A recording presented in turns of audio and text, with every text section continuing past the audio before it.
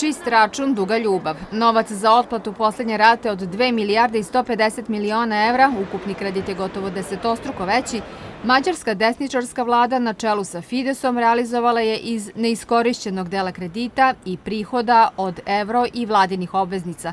Otplatom kredita koji je bivša socijalistička vlada premijera Ferenca Đurčanja uzela 2008. godine da bi izbegla bankrot usled finansijske krize, zemlja je pošteđena plaćanja 11,5 miliona evra na ime kamata.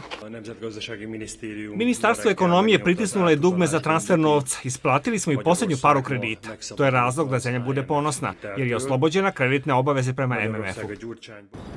Predlog mađarske vlade MMF-u da zatvori predstavništvo u toj zemlji slika je zategnutog odnosa Budimpešte i te finansijske institucije posljednjih godina. Razlog – odbijanje vlade Viktora Orbana da ispuni sve kreditne uslove i odluka Mađarske centralne banke da ignoriše MMF-ove savete kada je reč o monetarnoj politici.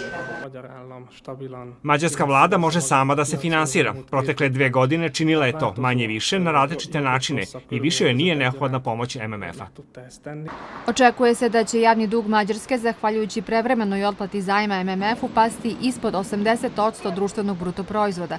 Zatvaranje kancelarije MMF-a neće uticati na mađarsko tržište, ali je dobra poruka mađarskim biračima pred parlamentarne izbore sledeće godine.